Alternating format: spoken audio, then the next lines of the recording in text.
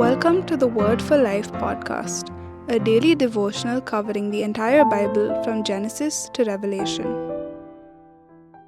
Judges chapter 6 speaks of how God raised a fearful and reluctant Gideon to deliver Israel from Midianite oppression.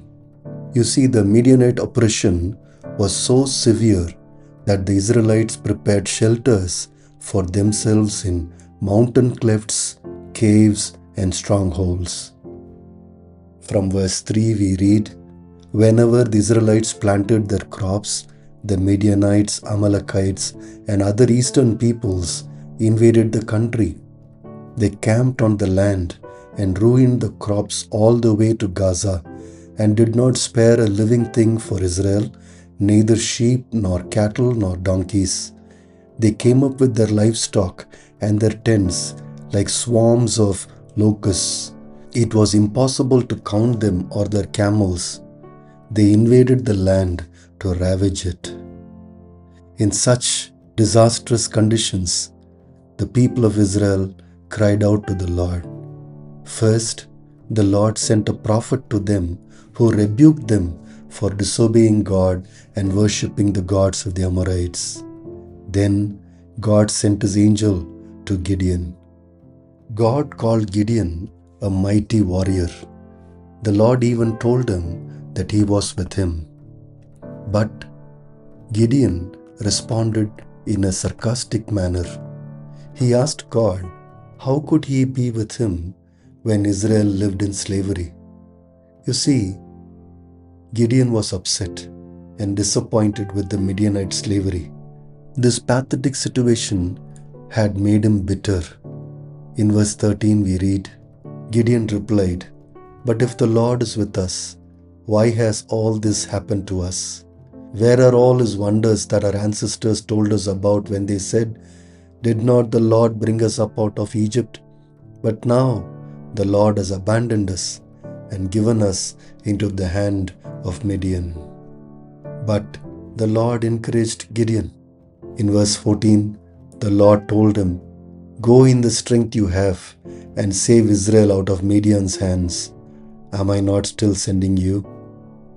Friends, still Gideon did not believe. He now reasoned that he and his family were too little to do such a big thing. Friends, it's easy to become bitter and sarcastic. Bitter experiences can make us bitter and suck out our faith. We can begin to doubt and believe that things will not change. Friends, believers always trust the Lord that He will open a door of opportunity when it is needed. Also, Gideon struggled to believe and therefore tried ways to postpone doing what God wanted him to do. In verse 17 we read, Gideon told the Lord, "If now I have found favor in your eyes, give me a sign that it is really you talking to me." You see, the angel of the Lord gave Gideon a sign by burning his offering with fire. Then the Lord gave Gideon a task. In verse 25, he wanted Gideon to tear down his father's altar to Baal and cut down the Asherah pole beside it, and then build a proper altar to the Lord his God on the same place. But verse 27 says, Gideon took 10 of his servants and did as the Lord told him, but because he was afraid of his family and the townspeople, he did it at night rather than in the daytime. So you see that Gideon is now struggling with fear as well. But verse 33 says that when all the enemies of Israel gathered together to fight Israel, verse 34 says, then the Spirit of the Lord came on Gideon. And then Gideon blew a trumpet. He summoned all the people from Asher, Zebulun, Naphtali, and all the Abzerites. And they all came together and responded to his call. Friends, it is the Spirit of God who empowers people. That is why believers ask God for the empowering of the Spirit.